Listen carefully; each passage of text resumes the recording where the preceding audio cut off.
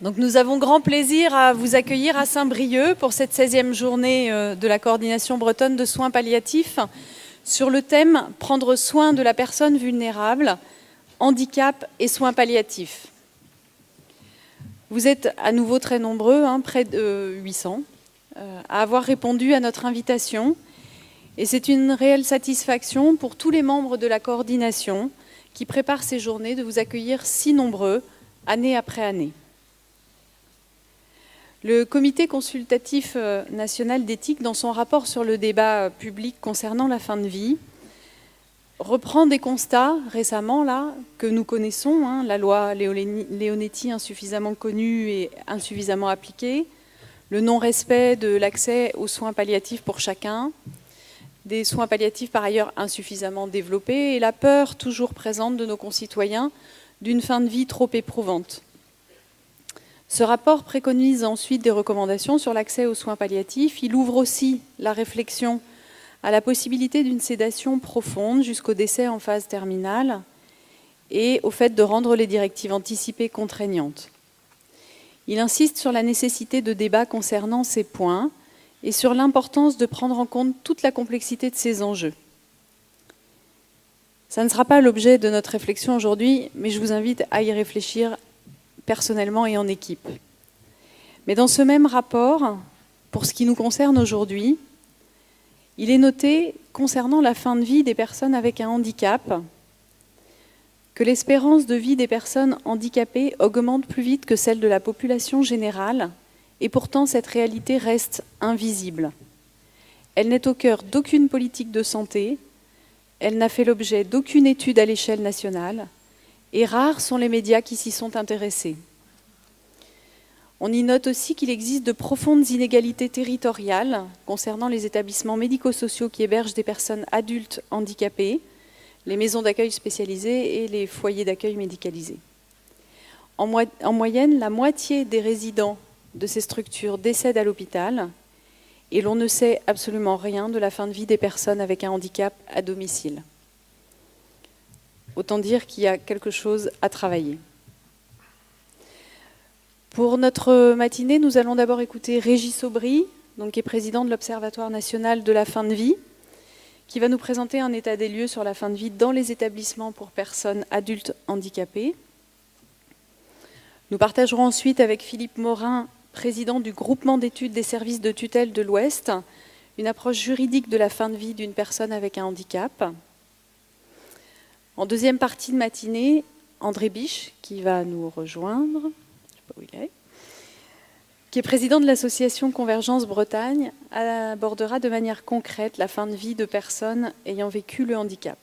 Et enfin, Antoine Pelletier, médecin pneumologue d'une unité de soins palliatifs, nous amènera à une réflexion sur le soin et comment penser le soin. En marge de nos intervenants, je tiens à remercier chaleureusement les laboratoires pharmaceutiques qui restent nos partenaires fidèles année après année et sans lesquels organiser une journée comme celle-ci serait difficile. Merci à eux donc de leur soutien renouvelé.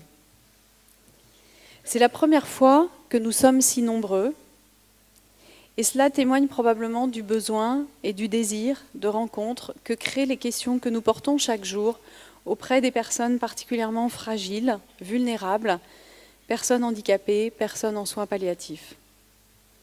Acteurs en soins palliatifs, nous sentons depuis plusieurs années combien la question de la fin de vie se fait de plus en plus présente dans les établissements pour personnes avec un handicap et comment parfois c'est la médecine même qui génère des situations délicates à gérer chez des patients extrêmement vulnérables.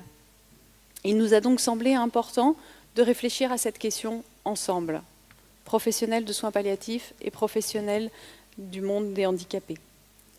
C'est la raison pour laquelle nous avons partagé notre journée de printemps, déjà le 6 juin dernier, avec des professionnels du monde du handicap qui ont décodé pour nous les différentes structures, loin d'être facile à comprendre quand on n'est pas dedans, attirer notre attention sur des choses parfois très simples.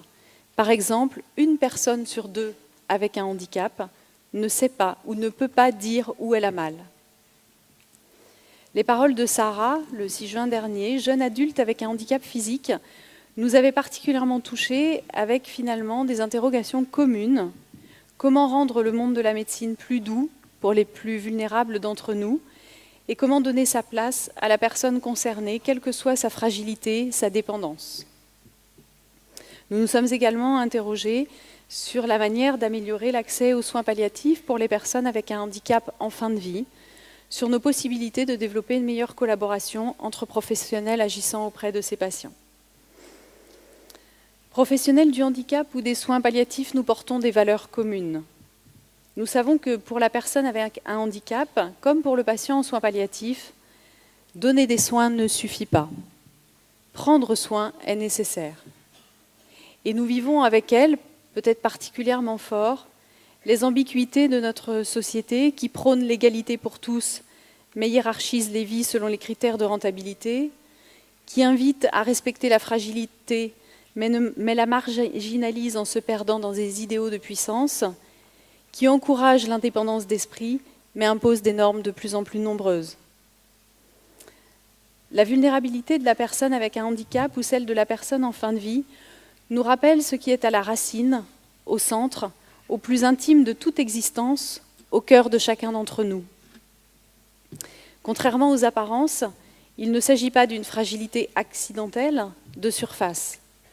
Il s'agit d'une fragilité d'identité que parfois l'on voudrait s'évertuer à fuir ou à nier. Or, c'est dans cette brèche que se loge la véritable solidarité humaine. Nous ne sommes pas forts, nous ne sommes pas éternels. Il est donc urgent de faire de notre société, je reprendrai une expression de Charles Gardou, anthropologue et enseignant, un « chez-soi pour tous ». Je ne vais pas garder la parole plus longtemps, j'espère que nos échanges seront riches, source de réflexion, et que comme moi aujourd'hui, vous serez heureux d'être là. Au nom de mes collègues du bureau de la coordination bretonne de soins palliatifs qui ont construit cette 16e journée, pour la 16e année consécutive, je souhaite une excellente journée à chacun d'entre vous.